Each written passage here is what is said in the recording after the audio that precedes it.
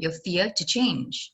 I'm sure you're all very excited to hear the insights of our guest speaker and her experiences and all of the knowledge that she has to share with us. I know I am really looking forward to learning more.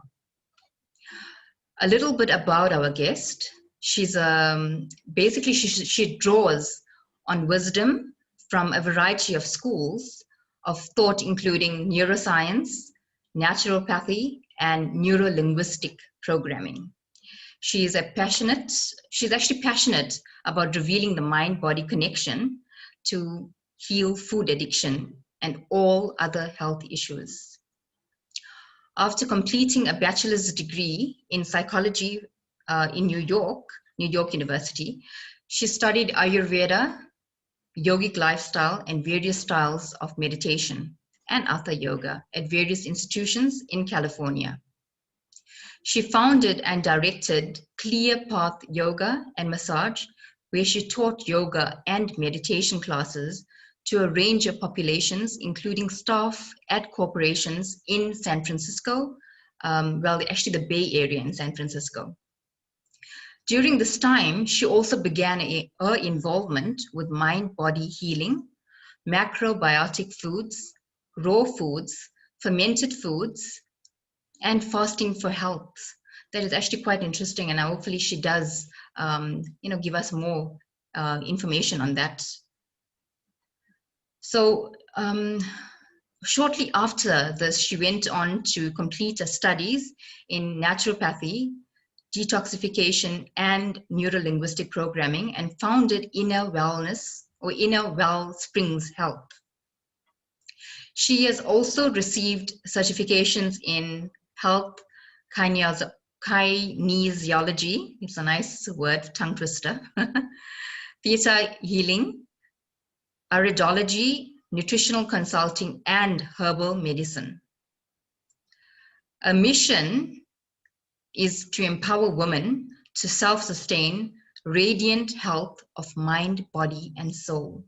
So wow, that's actually a quite interesting bio there, especially when you're introducing someone, to learn all about them through the bio.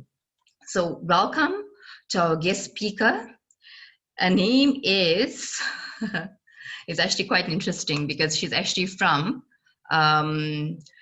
Jerusalem. So welcome to Shana Neril from Jerusalem, Israel. And we are so fortunate and we're actually quite privileged for her to engage with us on this platform, sharing all of her knowledge and wisdom with us. So welcome once again, Shana, and we're so grateful that you are here. Thank you so much for having me. It's such a pleasure to be here. I'm really looking forward to this talk. I mean, something about food addiction. I mean, as you also, I mean, the time that we've been engaging and talking about these topics, I mean, all of the wisdom that you have, I was so intrigued and I wanted to learn more, and I wish I could do all of them, in this talk show, but it's not going to be enough. We are going to be having you more often to share more of your knowledge with us. But this is a start for you to share your knowledge with us. And yeah, thank you so much for being here.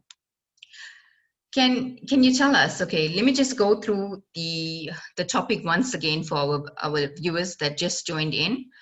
The topic is how to break through your fear to change. Quite a deep topic. So, Shana, what is fear, and is it normal to fear change? Okay, well, what is fear? Fear, just to boil it down very simply, is the deepest survival emotion that we have. What we are wired with that emotion actually for our protection, for our survival. So just at a very basic level, fear is meant, we were created with it in order for it to help us. And when we know how to use it that way, it really serves us amazingly. However, unfortunately, so many of us wind up having fear take over in ways that don't serve us. And that's when things start going in a direction that basically takes us away from who we are. We are born embodied, okay? Our soul, our inner essence is embodied. Like if you look at a child, you see that they're shining and they're full of life and they're full of joy. And when they have a fear emotion, it quickly goes away. It doesn't control them. And so then little by little, though, what happens as people grow up is that fear will come in one of these negative ways, and literally parts of us become disembodied. And that's actually one of the root causes of disease on the emotional level. Now, there's physical causes as well, but I just wanted to throw that in. So that's about fear. And then the next part you were asking was, right, is it normal? Should say that other question. Is it normal to fear change, right? Yes, is it normal to fear change? That's correct. Okay. So I sort of answered it a little bit already. And so, yes, it's completely normal to fear change because it's our survival emotion and because it's meant to protect us from change that would be dangerous. We actually have something called a psychocybernetic mechanism that wants us to stay with what's comfortable. But again, it comes from that survival place. And so even though it's normal from that survival place, what makes us different than animals, right? Because basically everything I've said up until now basically is just puts us on the same level as animals. So what makes us different than animals is that we have the capacity to evolve our brain, evolve our consciousness, and reach higher states where we are not functioning based on these survival emotions. And then so the higher parts of us get blocked when we are in survival mode.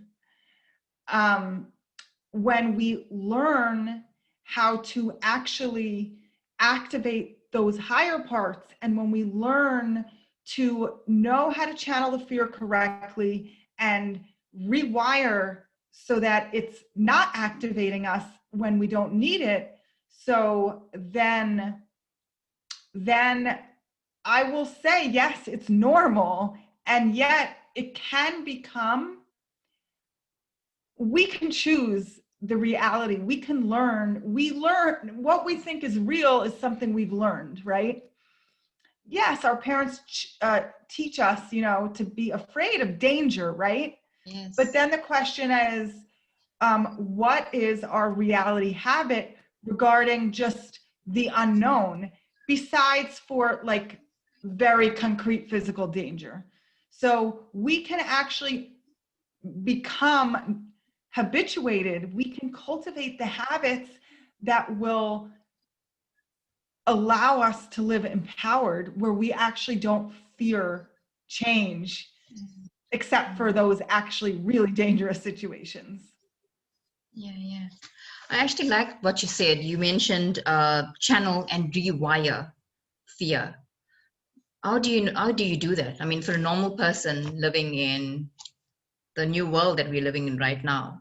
So how would you advise the viewers, or anyone for that matter, if you're actually talking to anyone in general, how would you advise them to rewire their mind, their brain, or their consciousness, like you mentioned? Yeah, so it's a big question. Let me try to get into it without too much, because like, you know, we little bits and pieces. I'll try to keep it as practical as possible.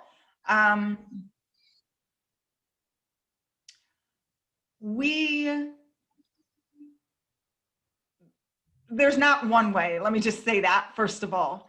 Okay, we all have dispositions. Some of us are more emotionally dispositioned. Some of us are more mental, intellectually dispositioned.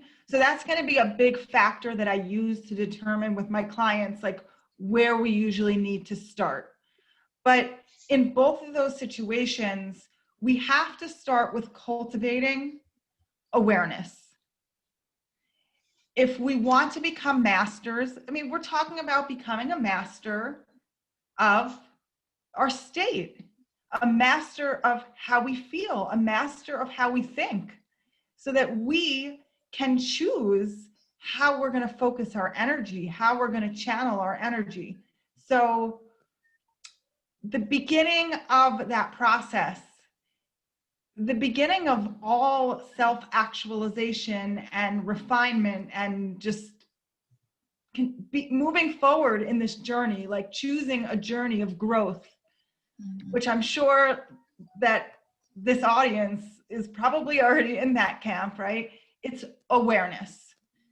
That can be through meditation, but it doesn't have to be like formal meditation, but practices that cultivate awareness, practices that cultivate our ability to be connected to our inner state. So again, so that has to do with being connected to how we feel, being connected to how we think, to the thoughts that are going through our head.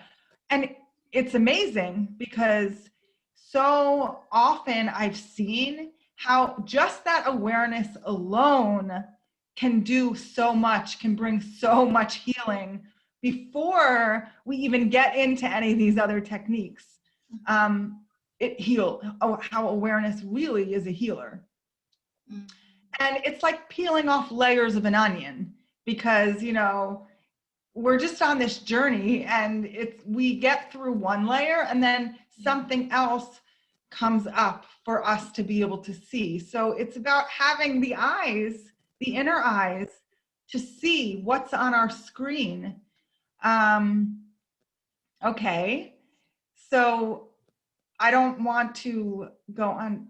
I want to stay focused on your question. I hope I'm answering it. Let me add. So then there's different parts of our brain. Okay, fear is having its root in our emotional brain. It's called our limbic system. It's our survival brain, as we said. Then we've got our cortex.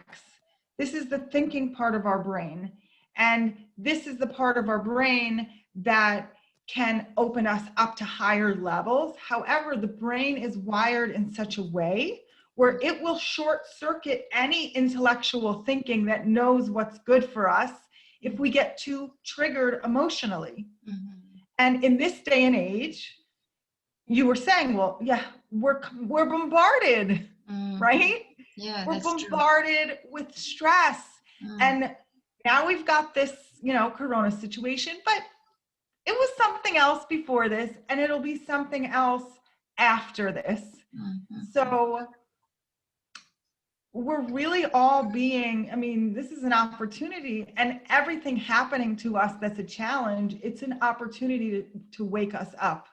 So we want to begin, first of all, I said awareness. So let me just add now about, we have to relax the stress response. We can't really get very far if we're in a stress mode. So if our sympathetic nervous system is just in overdrive, and so many of us, we're really walking around that way and we don't even realize it, because that sympathetic nervous system, it was physiologically built to protect us, as I said, and yet it also responds to emotions in the same way as if we're getting like attacked, literally. So healing cannot happen when our stress response is dominant. Mm-hmm. And when I say healing, I mean physical healing and I mean emotional healing. And what's amazing, just as I said, like the awareness itself heals, Yeah. it's so important to understand that there is a healing force in nature that heals us. Yes. And can heal us of our fear.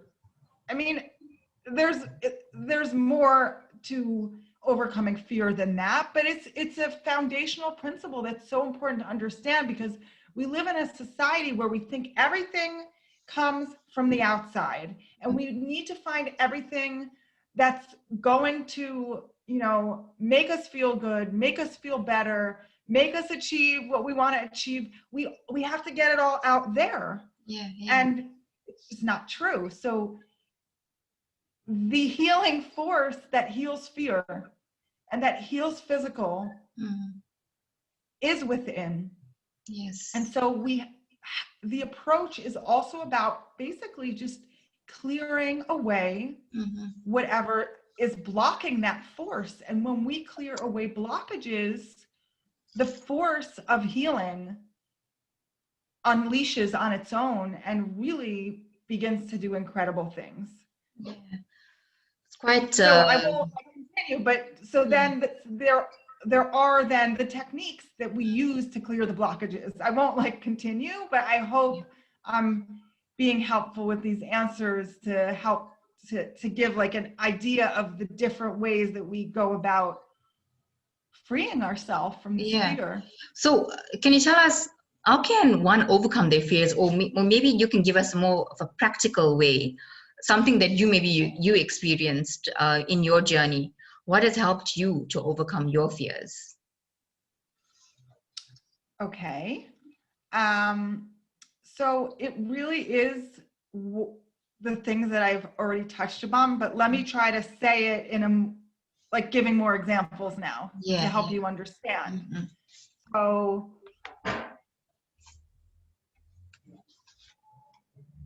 first of all, an advice that I give to just about anybody and all my clients is that there needs to be a daily centering practice, because we're generating these fears all the time. So if a person wants to live free of their fears, it's not like you're going to just get to that place where you're fear free and then you're free of fear for the rest of your life.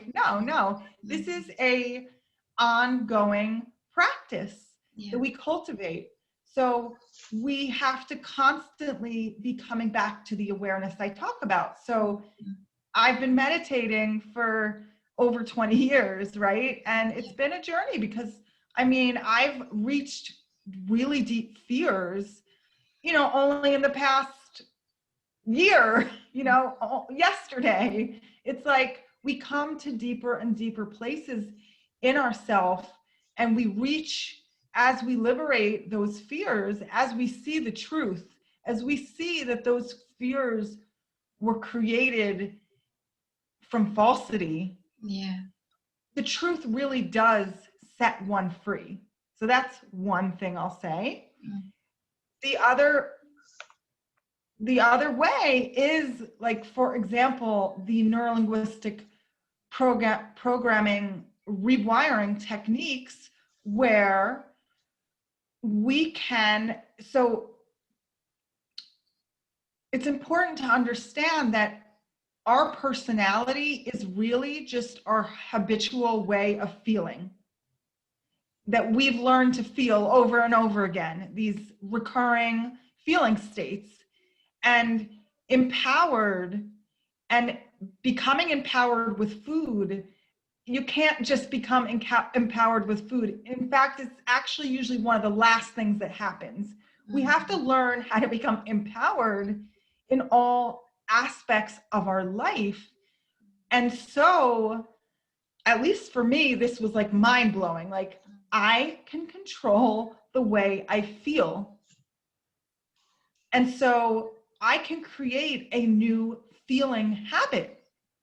And so then there are these techniques where, for example, you can think of a time where you felt really powerful or just full of joy, full of life, like bright and shining, just one of those times in your life. So this is an exercise I do with people, like one of the introductory exercises. So you really get into that. And if a person can't, so then we need to back it up, because that may indicate that they're very disconnected from the way they feel. And so then we need to work on just very simple reconnecting to what's going on in our body, because our feelings are held in our body. Our fear is held in our body. But for the people who can, and many people can, like at least, there's some like just amazing time, right? So if you can bring that back up in your body and like really get into all the details, like what was the expression on your face, and what was just the feeling in your heart, and what were you wearing, and what was your posture like, and what was your face like, and like everything, until really like you're actually there, because your body doesn't know the difference between what's real and like what's happening now and what is being imagined in the mind. Literally, the body's responding the same way, which gives a little bit clue that like what's happening now anyway is just an interpretation. Yeah. So anyway, we get into that state, and then we actually can learn, we can use something called anchors to, in my mind, if I just got into that right now, well then why can't I get into it again, right? So we can actually create this new habit of feeling the way we want to feel. And then there's so many ways to do it. And when we start observing our thoughts, for example, another example, like we may start to see negativity. We should, if we want to do this work, we need to look for any negativity going on, because it's a sign that something is out of balance. And so we can begin to shift the thought patterns, and that's going to shift the way we feel, because the thoughts generate the feelings. And so it's working on a lot of levels of refinement, shifting. And again, yes, we can also focus on a different thought. We can begin to tell ourselves a new story. There's a lot here. I mean, it can be very past-based, our thoughts, our patterns. If we haven't forgiven something from the past, so sometimes we need to do that first. So it's very individual, and there's really no one, there's a model that I use, but then it really has to be very much like in the moment. Like we will always be guided from within about what do I need right now to heal. And so I help people sort of one step at a time going through that. But I want to say that, yes, just to anybody listening, that really, for sure, find someone who resonates, that can help you on your journey. But main thing is, no one's going to give you the answer. It's within, and by cultivating this awareness, that's really where you should start, and beginning to question, is this really true? And, this thought, for example, and let's say a feeling that I have a lot, well, could I feel differently? What would need to happen for me to feel differently? It's actually quite what can I do right now? Yeah, like we need to, it's always about bringing it into action. We living aligned, like we have the desire to change, and then we have the thought to change, and then what can I do right now? Like just take the smallest thing and take a step in that direction of shifting your thought or just raising your vibration. And that's your power. When you just take one step towards owning a feeling and then responding to however you would need to respond in your environment. Yeah, wow, it's actually quite in depth. And now that you're actually talking, giving us all of this amazing information, I'm just thinking it's such a wide topic, and this 35 to 45 minutes that we actually have is not enough. So yeah, I'm sure we'll have to have another part to this, part 2 or part 3, maybe a series of this. So we actually have a question from the audience, from Gayatri Raman. You're welcome, Gayatri, and we're so grateful that you took the time to be here with us. So Gayatri asks, please give us an example of how awareness can help in overcoming fear. Okay. So look at the fear. Your awareness is your consciousness. Where are you pointing it at? Are you running away? Are you distracting yourself? I didn't catch your name, but to everybody, like to me, am I running away from it? Am I going to distractions, food, whatever it is, internet, right? Or am I willing to just look at it, first of all? So by looking at it, that's the first place. And then I'm going to say, relax into it, give it space, because there's something in the fear, there's some information there for you that needs to get transferred to you in order to release the fear, usually. Once you get that, I mean, sometimes it's just the habit, and once you've done it a few times, then you don't have to get to this like kernel of information. But if you haven't reached it yet, so you're looking at it, you're giving it space. I tell my clients, like, talk to the fear, like just tell it, like, I see you, and breathe into it, and just give it space to take up as much space as it wants to, instead of resisting, because the pain always comes from resisting and not letting something come to the surface. So many times giving it that space will enable a person to see what it's really about.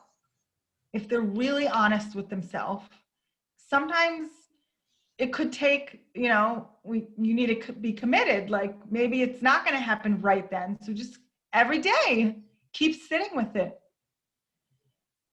And then I also would really recommend, if you're going to commit to this, to tell yourself at the end of this, you know what? I'm going to put this on the shelf. Okay, have a shelf in your mind. I'm putting this on the shelf, and I'm going to come back to this later.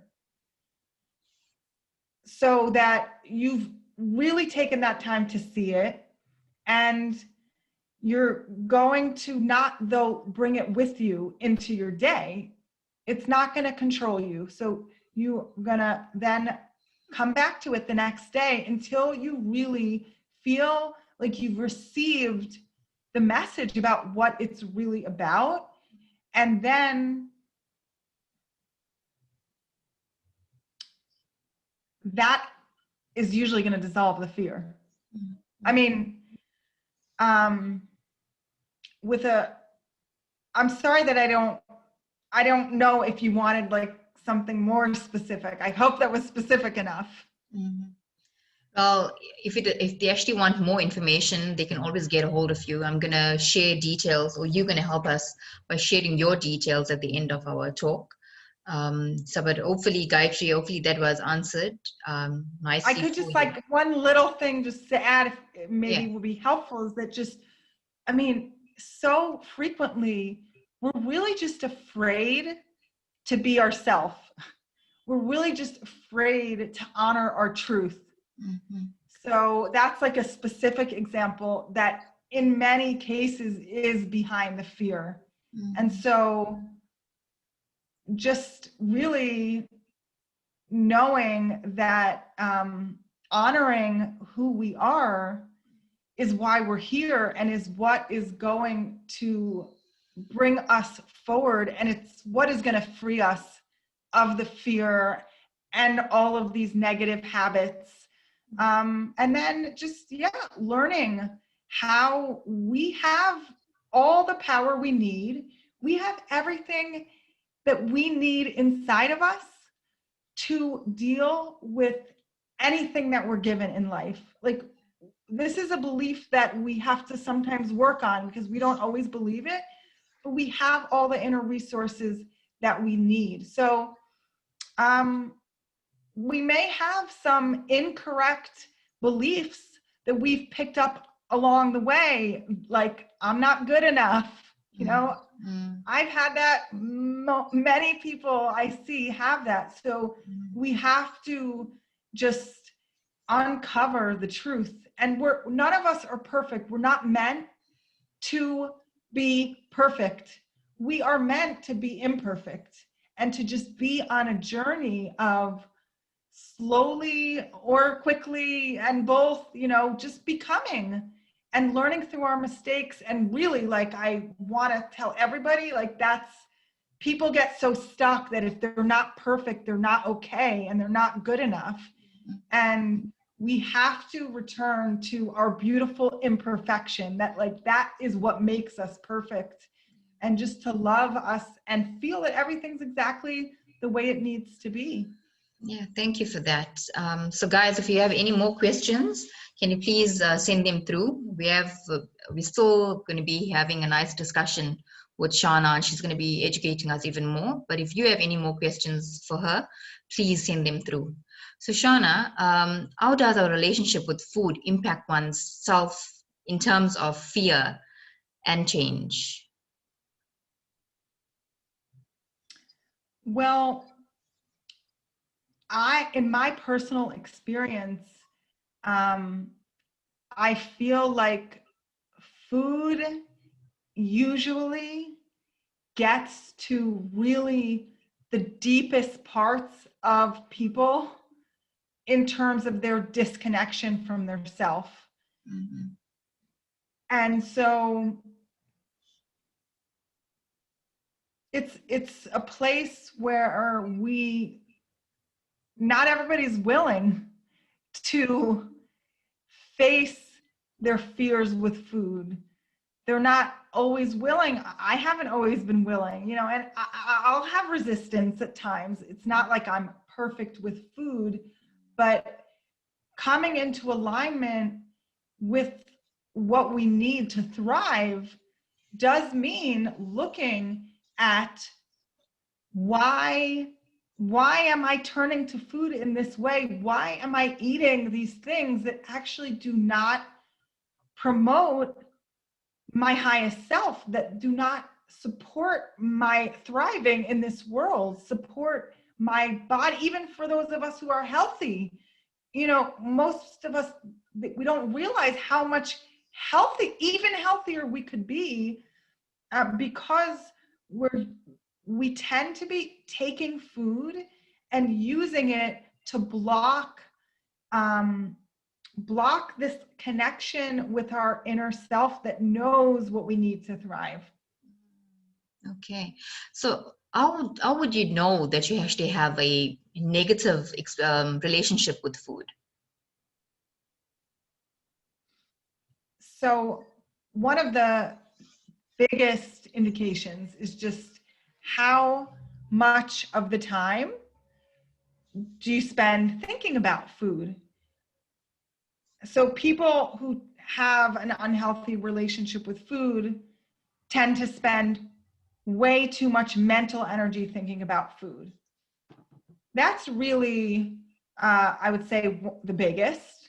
I mean, obviously, there's obvious things like overeating and going beyond the feeling of fullness and binging, not having control around food. And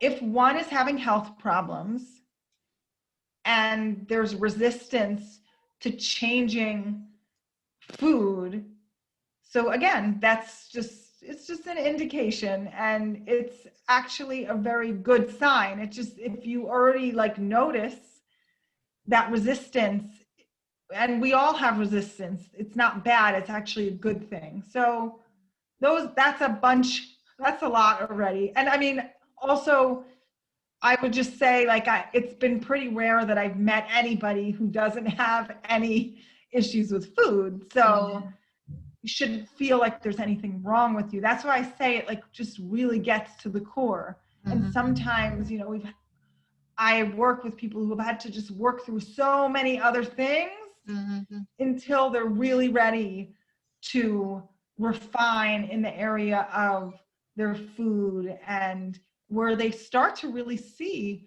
that what they're putting into their body, we're created in such a way that we're only going to see something when we're ready to see it. Yeah. So frequently we don't really see or feel that what we're putting in is so affecting our consciousness.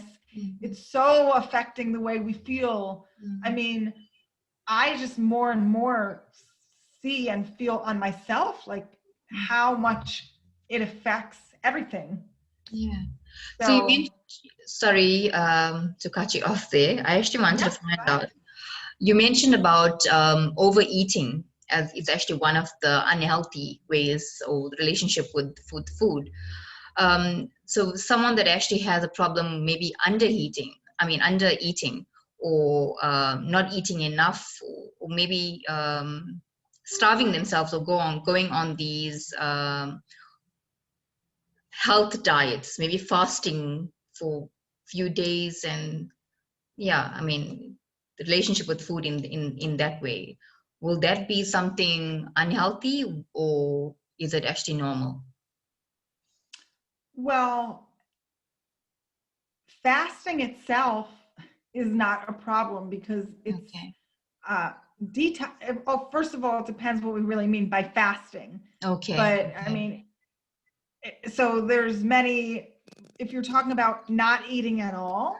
Yeah, so maybe that actually. Yes.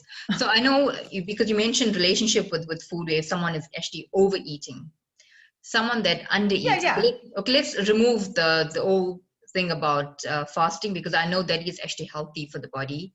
But for undereating. Yeah. Well, it's very similar to everything I already said. Okay. People just tend to have a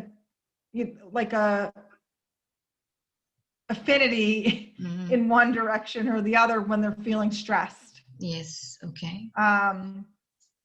But it's interesting, because what you said does raise this question, because I do detoxification with a lot of my clients, and I've been doing detoxification for the past 20 years, and it actually has healed to a large extent a lot of the food issues. I'm not saying it's the only thing. It's mostly this internal ability to make these shifts, this internal healing, but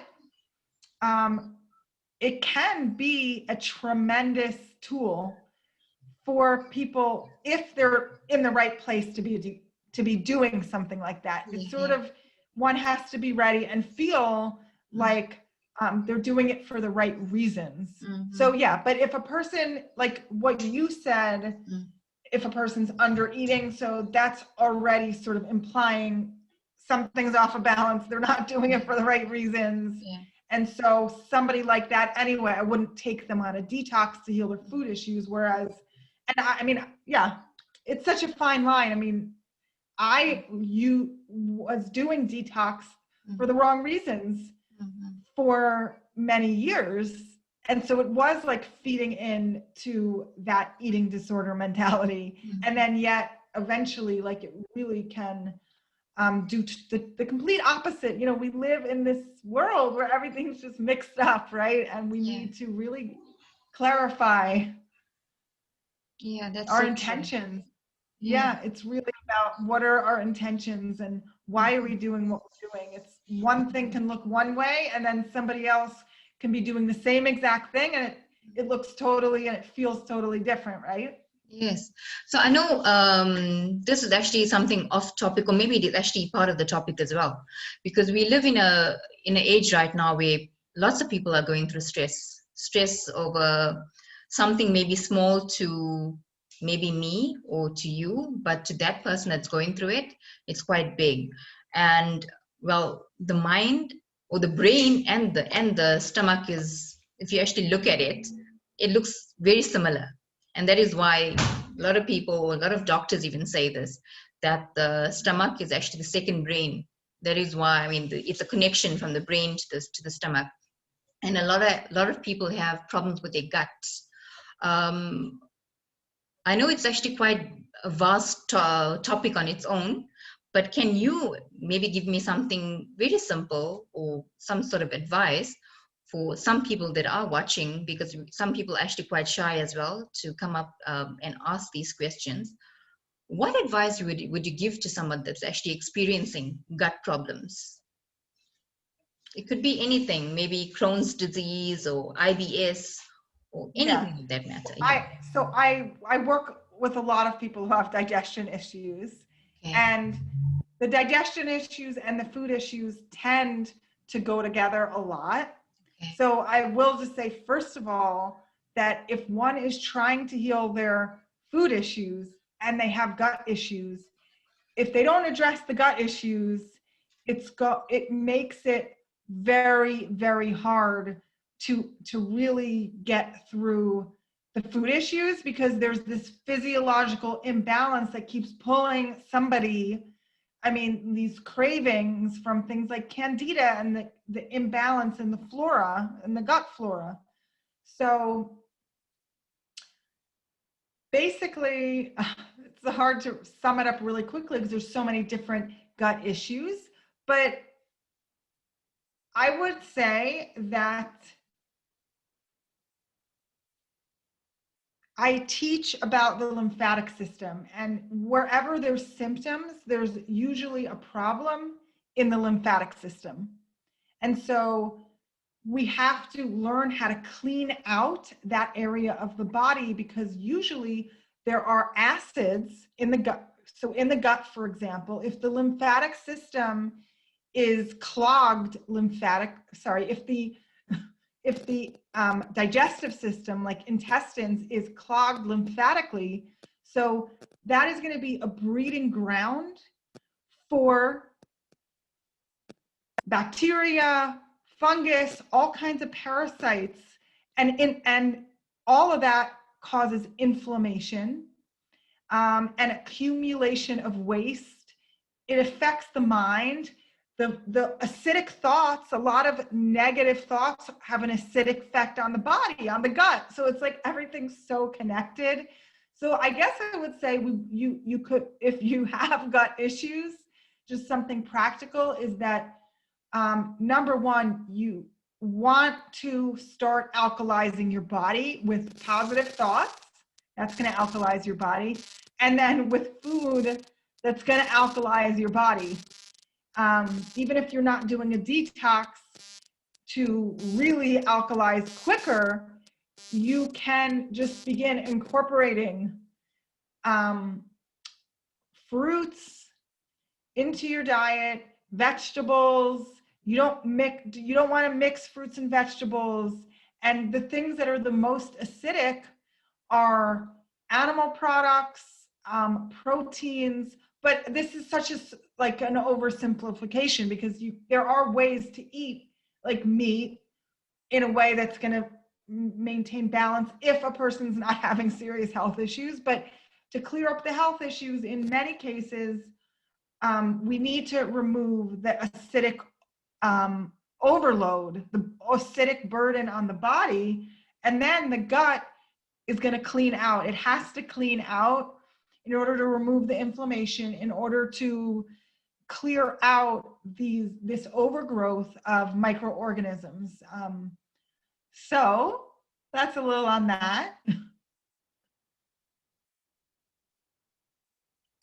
The sound just went out. I don't hear you. I actually, normally I mute myself.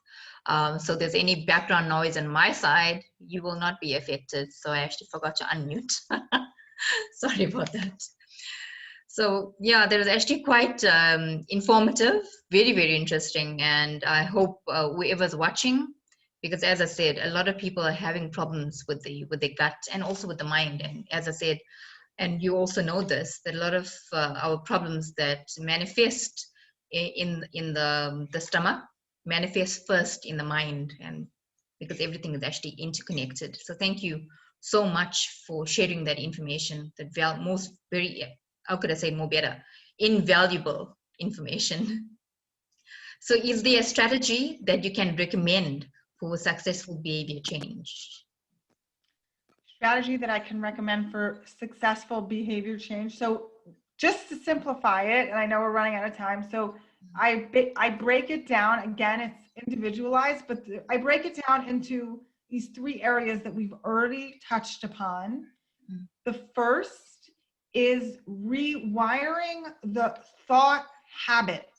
So learning how to change your thoughts, or better said is to refocus on different thoughts and a new interpretation of reality. The second is rewiring the feeling habit. So here we are learning, first of all, anytime we're learning, we're unlearning something else. So here we are learning a new feeling habit, a new regular way of feeling. And so that there, I gave you that little exercise to start by recalling positive feeling states and start practicing them. That's just a little intro there to rewiring the feeling habit. And then the third part of the strategy is removing blockages. And those could be emotional blockages or physical blockages. And so thank you. The gut health thing, really, that is an example of physical blockages. So we talked about that. And then emotional blockages, we've talked about negative thoughts being being mental blockages, and negative feelings that are stuck in us. We haven't given them space. They haven't been able to process, work through, get that wisdom. I mean, there's a lot here, but these are all examples of blockages. And so if we can rewire on the mental level, if we can rewire and raise our vibration on the feeling level and remove the blockages, you know, we need to get like current, where we're living in the now, where we're not living from a past-based experience that we're thinking is repeating itself, because there's literally cell memory, and that's a blockage. So we have to release that cell memory, and that's the 3-pronged approach that I use. Wow, thank you so much for that. I'm just going to check with our audience if there's any more questions. I know Gayatri did mention that you answered a question very, very nicely, and she thanked you for that. I'm just going to go one more time to see if anyone else. Okay, there's no one here. So guys, if you have any further questions for Shana, please send them through, and yeah, Shana will be able to answer them for you. I'm just going to recap our discussion, and yeah, then I'll go back to the audience. So I normally try to take down as much notes as possible. Well, I'm not sure whether I did justice to this, because there's so much, there's a wealth of knowledge that Shana shared with us. So Shana began by saying fear is created within, or it's in order to help us. It's actually created basically to help us, and we just need to delve within us in order to actually connect and see that. And yes, it is normal to fear change. We have the capacity to evolve our brain and consciousness and channel or rewire fear. That's the only way we can actually embrace fear and not be afraid of it. There are many ways to channel and rewire fear. So Shana mentioned to cultivate awareness, connect to our feelings and thoughts, and having the inner eyes. So we do, if we actually delve within us, it's very easily, we are basically, we're actually able to overcome our fears, because fears normally hold us down. They bind us to reach our full potential. So the truth sets us free. And if we live a happy time in our life, it basically creates all these happy emotions, and all these good hormones, happy hormones always come to life. We need to observe our thoughts.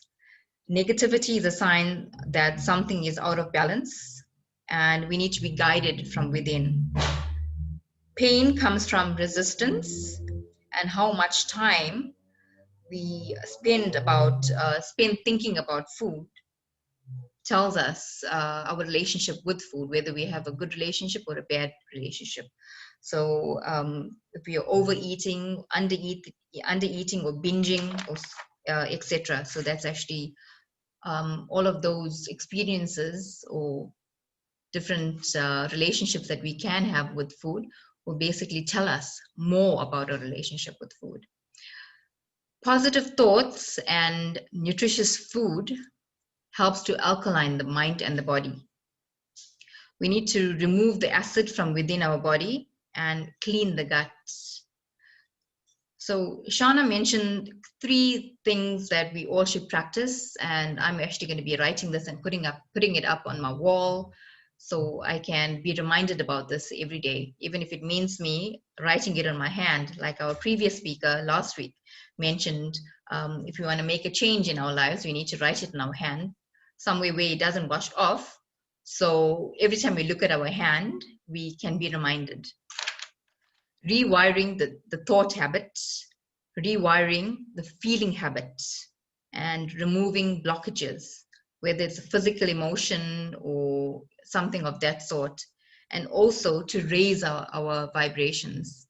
And the only way we can do that is practicing all of this. And of course, it will not be, we cannot actually get all of this experiences or something, how can I say it much more better, to get results, perfect results in one day.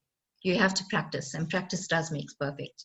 Maybe it could take a week, maybe even a month. I think maybe Shana can actually confirm this for me. It takes about 30 days or about 6 weeks. I'm not sure. There's different opinions about how long it takes to repeat something daily. Okay. So those are both correct answers, but a person needs like at least 30 days and sometimes 90 days. Okay. But if you can commit to something for 30 days, then you're doing pretty well. Yeah, I think that's when we actually need a coach or a good friend that really believes in us and we believe in them to actually guide us. Yeah. Okay, I'm just going to go to check whether we have any further questions from our audience. Okay, I don't see anything here.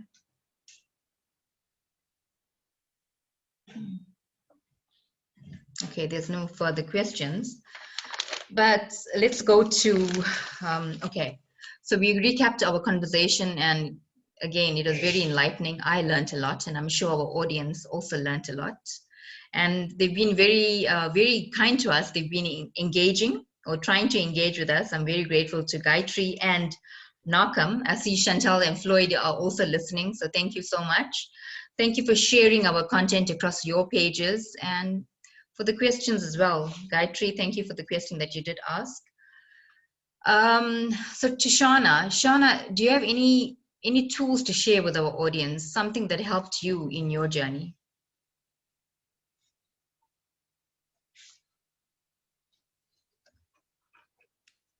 So can you be a little bit more specific in terms of anything? What type of?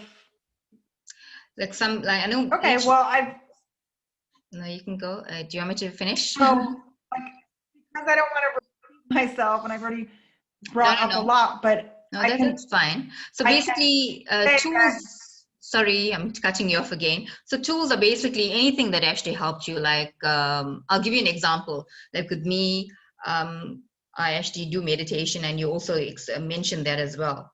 Yeah, so So, that was going to be the first thing that I was okay, going to answer. okay, okay. In terms of meditation, any sort of regular practice to cultivate awareness. Okay. So meditation, or if that's too hard, then usually a movement practice, yoga. So start there. Okay. That has been a tremendous tool for me. Okay. And also, I think the other thing I'll say is just that it's so important and crucial to surround ourselves with people who inspire us, who motivate us, who we feel good when we're around them. And we have to be careful. We have to guard ourselves and not put ourselves in situations where we're going to be surrounded by things that are going to pull us down, because it really does make a huge difference. Yes. And I think really having a guide, not always, but at different points, just being open, like knowing that it's completely within, and that if we want to be able to sort of minimize the mistakes, the suffering, I've had so many teachers along my way. And I'm so incredibly grateful, and I really feel like I don't know where I'd be today without them. Yeah. So just being open to what the universe brings us, being open to having feedback, not holding on so tightly to what we think is true. Yeah. Because there's always something else beyond what we think is true that is waiting to come to us the moment that we open and are willing to see something beyond what we know to be true in that moment. Yeah, and I do agree with you. You mentioned about people, associating ourselves with the like-minded people, and I do agree with that. Even one of my teachers also mentioned 95% of our spiritual practice entails associating with like-minded people, and the rest of it is actually we call it devotional service, and yeah, it's actually one of our practices. So would you like to share your social links with the audience? You can also go onto the comment section and type it out there, so people can always, if they're even watching the replay, they can always have it and they can click on the links and get in contact with you.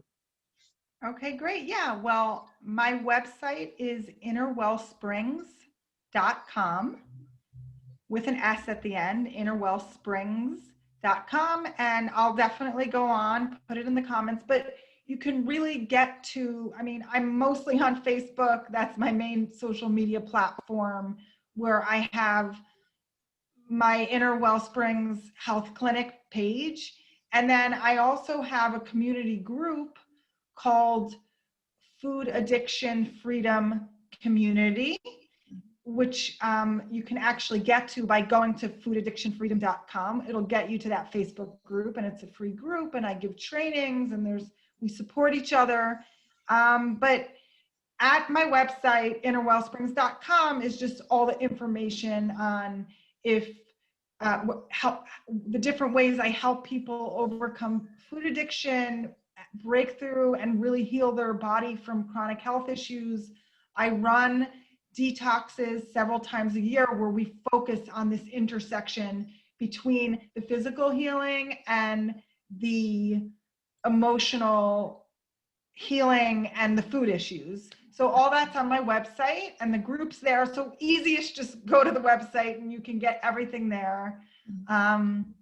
It's been such a pleasure to be with you and to have this conversation. Thank you so much for having me. Yeah, thank you so much as well. I think I'm also going to be going onto your website. Hopefully you have some success stories there. I'm very interested in Yes. reading and learning. Okay, good, good. Yes, there's a lot of success stories, testimonials, videos of people. Okay, So, yeah. lovely. Awesome. And just, yeah, I'd love to hear from anybody. So I welcome anyone to reach out. And I really hope that we can continue this some other time. Yeah, I'd me too. love to, yeah, maintain, yeah, connection. Thank you. Do you have any parting thoughts for our audience? More parting thoughts.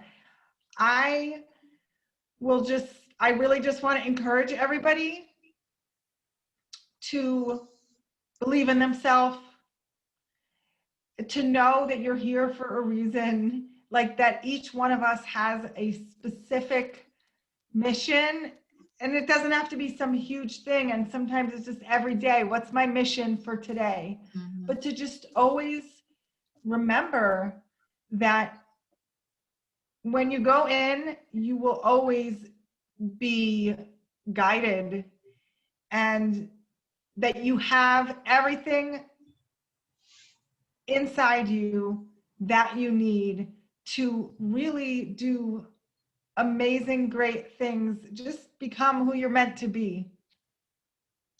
Thank you so much. Thank you so much for just being here, sharing your wisdom with us, and just educating us even more.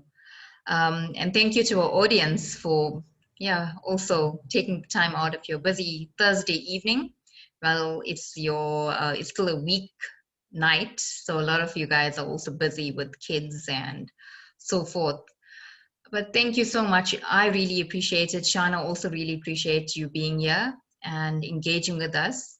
And yeah, we hope to have more shows like this and